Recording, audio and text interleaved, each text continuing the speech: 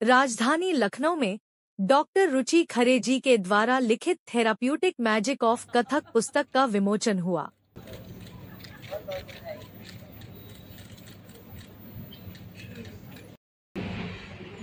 सभी को मेरा नमस्कार। मैं ये बताना चाहती हूँ कि ये जो कथक को उपचार के रूप में देखने का मेरा प्रयास है, इसकी शुरुआत बहुत साल पहले हो गई थी। मैं एक जिज्ञासु शिष्य थी और विद्यार्थिनी थी जिसने कथक को थोड़ा जाना समझा था, और मुझे ये लगता था कि कथक को जितना मैं डेप्थ में जाती जा रही हूँ उतना मुझे लगता है कि कथक मानसिक और शारीरिक संतुलन बिठाने में बहुत सक्षम था।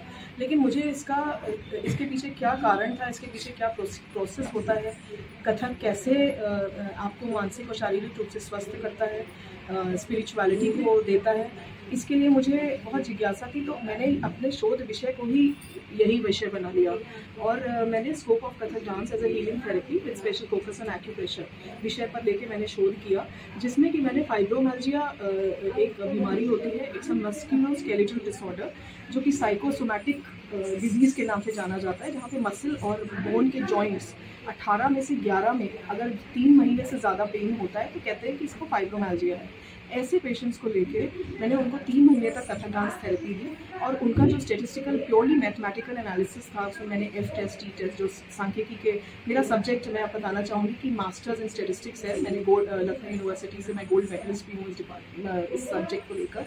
तो उन सब टेस्टों को लगाने के बाद स्टेटिस्टिकल एनालिसिस में ये पाया कि जो हाइपोथेसिस मैंने ली थी कि किस प्रकार से कथक डांस थेरेपी अप्लाई करने के बाद फाइब्रोमाल्जिया पेशेंट्स का quality of life, pain index और वेलनेस इंडेक्स बढ़ता है, तो वो मैथमेटिकल एनालिसिस से उसका निष्कर्ष यही आया कि वो बढ़ता है। और कथक जो है शारीरिक रूप से स्वस्थ करने में बहुत एक कॉम्प्लीमेंट्री थेरेपी की तरह से यूज़ हो सकता है, इसकी बहुत संभावनाएं हैं। मैं आपसे जानना चाहेंगे, आपकी जो पुस्तक आपने लिखी है therapeutic of magic of Kathak, इसमें किन किन पहलुओं को आपने कवर किया है और क्या इसका पूरा इसमें सम्मिलित किया है? जी, ये जो पुस्तक है इसमें मैंने जो डांस थेरेपी, जो विश्व भर में जो डांस थेरेपी चल रही है उसके बारे में, उसका हिस्ट्री, स्कोप और उसके ऑब्जेक्टिव्स मैंने बताए हैं। उसके बाद मैंने बताया है कि जो शरीर की जो बनावट है वो किस प्रकार की होती है और हीलिंग थ्रू डांस कैसे होती है। तत्पश्चात मैंने उसमें एक्यूप्रेशर के कौन से पॉइंट्स ऐसे हैं जो एक्यूप्रेशर उसमें ऑटोमेटिकली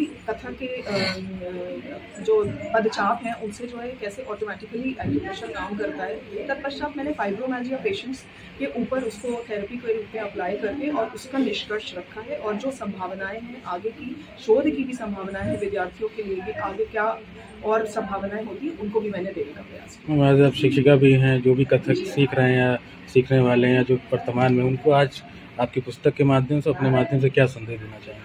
मैं ये संदेश देना चाहती हूँ कि इस समय जो एक स्ट्रेसफुल माहौल है उससे बचने के लिए कथक को करना और एक जीवन शैली के रूप में अपनाना बहुत ज़रूरी है। तो आपको शायद डॉक्टरों की ज़रूरत कम पड़े। मैं ये देना। अपना परिचय दें। मैं डॉक्टर रुचि खरे, सहायक प्राध्यापक और परीक्षा नियंत्रक भातखंडे संस्कृति विश्वविद्यालय।